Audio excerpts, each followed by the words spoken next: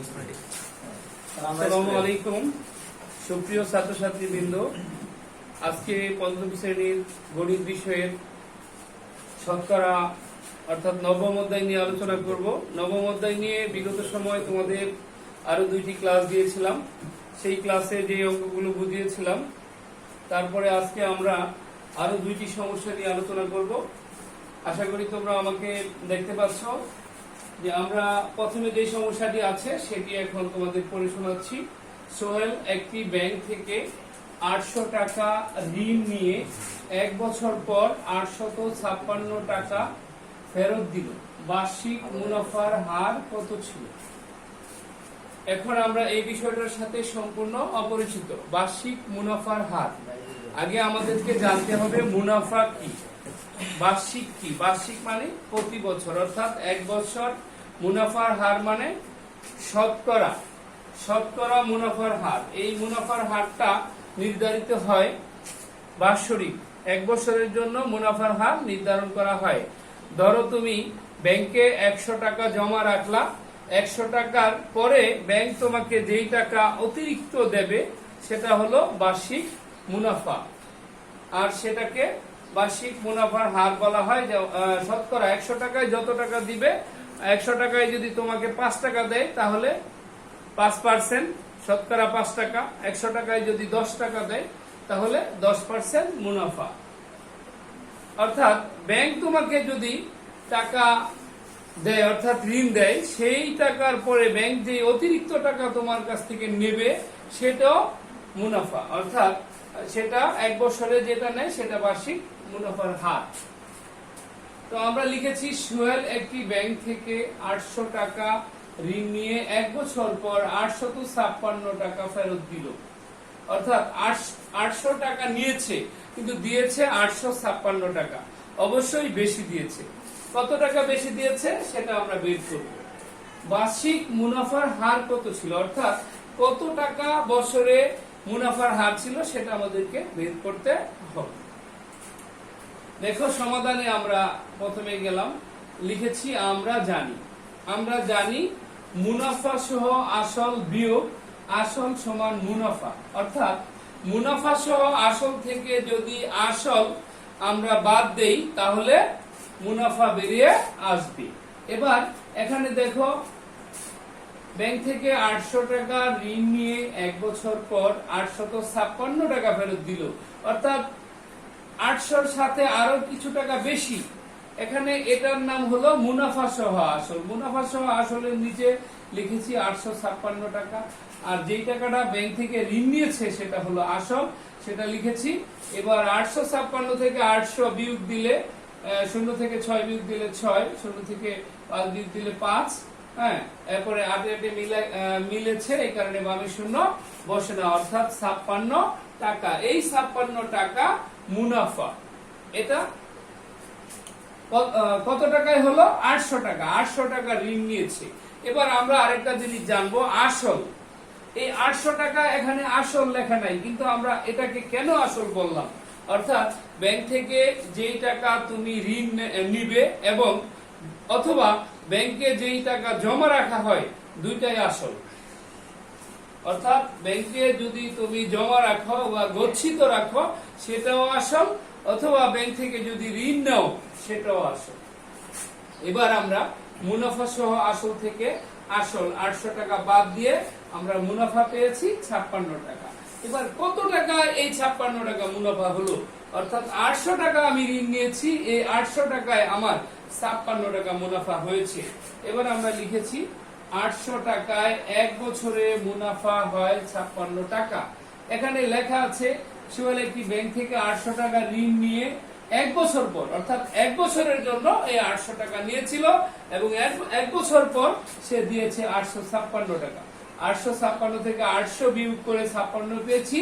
এবার লিখেছি 800 টাকায় 1 বছরে মুনাফা হয় 56 টাকা। অর্থাৎ এই 800 টাকার পরে যে টাকাটা দিয়েছে সেটা হলো মুনাফা। অর্থাৎ ব্যাংক থেকে নেওয়া টাকার অতিরিক্ত যে টাকা ব্যাংকে প্রদান করতে হয় তাকে বলা হয় মুনাফা। আর ব্যাংকে যে টাকা আমানত রাখা হয় বা গচ্ছিত রাখা হয় অথবা ব্যাংক থেকে ঋণ নেওয়া হয় সেই টাকাকে বলা হয় আসল। এবার আমরা 800 টাকায় এক বছরে মুনাফা হয় 56 টাকা। কেউ যদি এটাকে এভাবে লিখো 800 টাকার এক বছরের মুনাফা 56 টাকা, সেটাও হবে।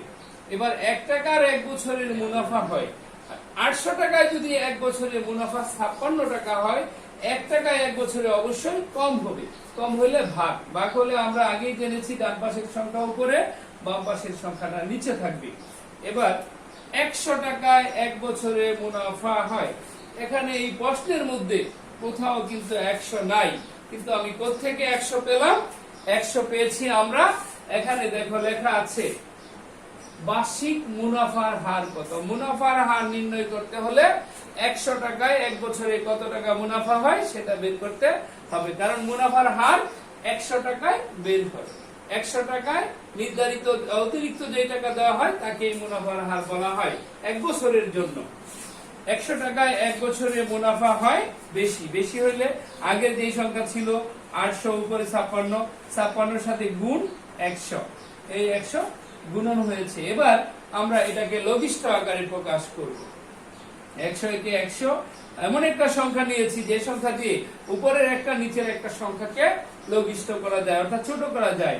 100 কে 100 দিয়ে ভাগ করলে 1, 100 কে 100 দিয়ে ভাগ করলে 8। এবার নিচে আছে 8, উপরে আছে 56। এবার এমন একটা সংখ্যা নিব যেই সংখ্যা দিয়ে এই দুটোকে আবার ভাগ করা যায়। এবার আমরা 8 কে যদি 8 দ্বারা ভাগ করি, 8 কে 8, 8 কে যদি 56 দ্বারা ভাগ করি তাহলে 7। নিচে 1 আছে, এই 1 এর কোনো মূল্য থাকে না যেহেতু উপরে সংখ্যা আছে। 7 একে 7 ইকুয়াল টু 7 টাকা। কোথেকে পেলাম? এখানে টাকা আছে, এখানে টাকা লিখলাম। এই 60 টাকা লিখেছি। 100 টাকায় এক বছরের মুনাফা 60 টাকা। অর্থাৎ অতএব দিয়ে আমরা যেহেতু 100 টাকায় এক বছরের 60 টাকা, তার মানে শতকরা 60 টাকা, আর শতকরা মানে এই প্রতীকের মাধ্যমে প্রকাশ করলে পার্সেন্ট হয়ে যায়, সেটা আমি এখন তোমাদেরকে দেখিয়ে দিচ্ছি। অতএব শতকরা বার্ষিক মুনাফার হার, অর্থাৎ বার্ষিক মুনাফার হার লিখলে শতকরা না লিখলেও চলবে, যেহেতু হার দ্বারাই এখানে শতকরা বুঝিয়ে ফেলে। তারপরে তোমাদের সহজ করার জন্য আমি লিখেছি শতকরা বার্ষিক মুনাফার হার 60 টাকা। এই 60 টাকা বা 7%, এই 7% কথা দিয়ে কিন্তু এই পুরো উত্তরটা বোঝায়। অর্থাৎ এই 7% কথার অর্থ হলো 100 টাকায় এক বছরের মুনাফা 60 টাকা। তার মানে আমরা এই অঙ্কটির সমাধান ইতিমধ্যেই শেষ করেছি। তোমরা আশা করি বুঝতে পেরেছ। যদি কেউ বুঝতে না পারো তাহলে তোমাদের ফেসবুকে কমেন্টসে গিয়ে আমাকে প্রশ্ন করতে পারো, আমি পরবর্তীতে তোমাদের এই প্রশ্নের উত্তর দেওয়ার চেষ্টা করব। এবার আমরা আরেকটি সমস্যা নিয়ে আলোচনা করব। দেখো সমস্যাটি, আমিনা কোনো ব্যাংক থেকে বার্ষিক 5% মুনাফায় কিছু টাকা ঋণ নিয়ে এক বছর পর 30 টাকা মুনাফা দিল। আসল কত টাকা ছিল? আমিনা কোনো ব্যাংক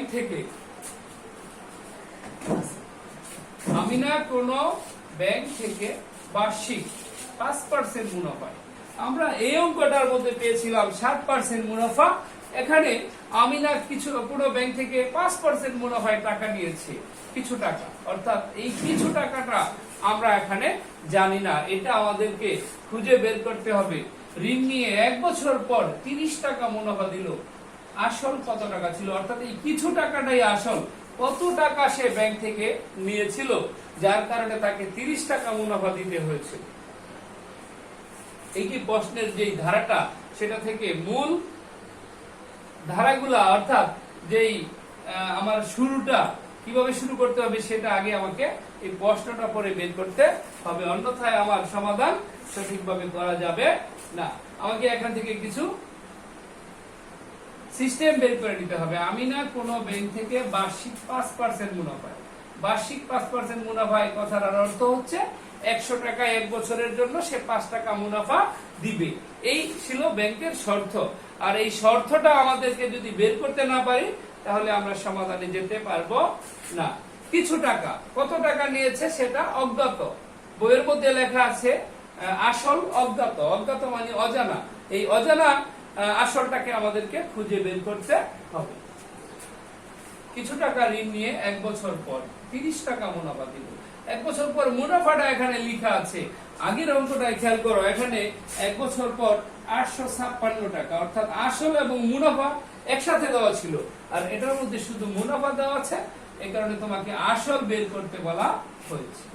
এবার আমরা সমাধানে যাব। এখানে আগেই বলেছিলাম যে বার্ষিক 5% মুনাফা, এটা হলো আমার অঙ্কের শুরু করার একটা মাধ্যম, এটা দিয়ে আমরা শুরু করতে পারি। বার্ষিক 5% মুনাফায় অর্থাৎ এই কথাটার একটা অর্থ আছে, সেই অর্থটা তোমাদেরকে আমি সহজ করে বুঝিয়ে দিয়েছি। 100 টাকায় 1 বছরে মুনাফা হয় 5 টাকা। এই 5% কথার অর্থই 100 টাকার 1 বছরের মুনাফা 5 টাকা, অর্থাৎ আমরা এটা এখানে লিখে দিয়েছি। 100 টাকা যদি তুমি আনো, তোমাকে ব্যাংকে দিতে হবে 5 টাকা মুনাফা। এরকম 200 টাকা আনলে 10 টাকা, এভাবে তুমি যত টাকা আনো তত তোমার মুনাফা বেড়ে যাবে। এবার আমরা সমাধানটা দ্বিতীয় স্টেপে চলে যাচ্ছি। 5 টাকা মুনাফা হয় 1 বছরে যখন আসল 100 টাকা। এই লাইনটাকে ঘুরিয়ে দিয়েছি, চেঞ্জ করে দিয়েছি, আগেরটা পরে, পরেরটা আগে দিয়েছি। কেন দিয়েছি? আমার এখানে লেখা আছে 100 টাকা 1 বছরের মুনাফা 5 টাকা, মুনাফা পরে আছে, কিন্তু আমাকে বের করতে হবে আসল কত টাকা ছিল, আসল বের করতে হবে। যেহেতু আসলটা অজ্ঞাত, সে কারণে যেটা উত্তর বেরোবে সেটা আমরা সবসময় ডান পাশে, অর্থাৎ অঙ্কের সমাধানের শেষে রাখবো। এটা আমি তোমাদেরকে আগেও বলে দিয়েছিলাম, অর্থাৎ এখানে ঘুরিয়ে দিয়েছি। 5 টাকা মুনাফা হয় 1 বছরে, এই কথাটাকে আমি লাইনটা চেঞ্জ করে লিখেছি। 5 টাকা মুনাফা হয় 1 বছরে যখন আসল, অর্থাৎ এই 100 টাকা হলো আসল, এই কারণে যখন আসল 100 টাকা, এভাবে আমরা সাজিয়েছি। 5 টাকা মুনাফা হয় 1 বছরে যখন আসল 100 টাকা। 1 টাকা মুনাফা হয় 1 বছরে যখন আসল কম, কারণ 5 টাকা হয় 1 বছরে যখন আসল 100 টাকা। এবার 1 টাকা মুনাফা হইতে হলে আসল কম হবে, কম হলে ভাগ, ডান পাশের সংখ্যাটা উপরে, বাম পাশের সংখ্যাটা নিচে রয়েছে। এবার দেখো 30 টাকা, 30 টাকা কোথা থেকে পেলাম? এখানে 30 টাকা মুনাফা দিল, লেখা আছে 30 টাকা মুনাফা হয় 1 বছরে যখন আসল বেশি, বেশি হলে গুণ, গুণ হলে আগের সংখ্যার সাথে উপরে গুণ হয়ে 30 হয়েছে। এবার আমরা লঘিষ্ঠ আকারে প্রকাশ করব। তোমরা দেখতে পাচ্ছ এখানে 5 আছে, এখানে 30 আছে। আমি এমন একটা সংখ্যা নিয়েছি যে সংখ্যা দিয়ে 5 কেও কাটা যায়, 30 কেও কাটা যায়। এখানে আমরা 100 কেও কাটতে পারতাম, আর দুই ভাবেই কাটাকাটি করা যাবে এই অঙ্কটি। তোমরা দেখো এখানে 30 কে 5 কে 5 দিয়ে ভাগ করেছি, 5 কে 30 কে 5 দিয়ে ভাগ করলে 5 6 30। তোমরা গুণের নামটা অবশ্যই জানো, 5 কে 5 5 6 30। এবার নিচে 1 রয়েছে, এটাকে আর লঘিষ্ঠ করা যায় না, এটা একই থাকবে। এই কারণে আমরা উপরের গুলো একসাথে গুণ করব। 6 দিয়া 6 0 0 6 0 0 6 কে 6, অর্থাৎ পেলাম 600 টাকা। এই 600 টাকা হলো আমার আসল। দেখো এখানে লেখা আছে আসল বরাবর এই সংখ্যাটা বেরিয়েছে, সুতরাং আমরা এই সংখ্যাটাকে আসল বলতে পারি। আর আমার উত্তর কিভাবে লিখব সেটা আমার প্রশ্নই বলে দিবে আমাকে। এখানে লেখা আছে আসল কত টাকা ছিল, তার মানে আমার উত্তরে অবশ্যই আসল কথাটা থাকতে হবে। অতএব নির্ণয় আসল, অর্থাৎ আমি যেটা নির্ণয় করেছি সেই আসলটা আমি লিখে দিব নির্ণয় আসল 600 টাকা। অর্থাৎ আমরা এই দুইটি সমস্যার সমাধান করলাম। আশা করি তোমরা কিছুটা হলেও বুঝতে পেরেছো, এবং বাকিটা তোমরা যখন বেশি বেশি করে স্টাডি করবে, অনুশীলন করবে, তখন অবশ্যই এই সমস্যাগুলো সমাধান করতে পারবে। এবং পাশাপাশি এই ধরনের অঙ্ক থেকে আমরা সৃজনশীল অঙ্ক পরীক্ষায় পাবো, এবং আমাদেরকে সেজন্য প্রস্তুত থাকতে হবে। আমরা সৃজনশীলের ধারণা নিয়ে আগামী ক্লাসের পরে আরেকটা ক্লাস করব শুধু সৃজনশীলের ধারণা নিয়ে। তাহলে তোমরা এই চ্যাপ্টার থেকে যদি সৃজনশীল অঙ্ক যেগুলো আসে সেগুলো করতে পারবে।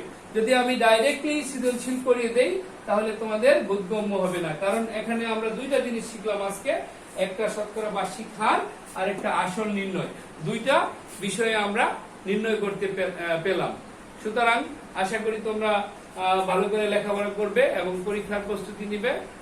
তোমাদের সুস্থতা কামনা করছি। সবাইকে ধন্যবাদ। আজকের মতো গণিত ক্লাসের ইতি টানছি। আসসালামু আলাইকুম।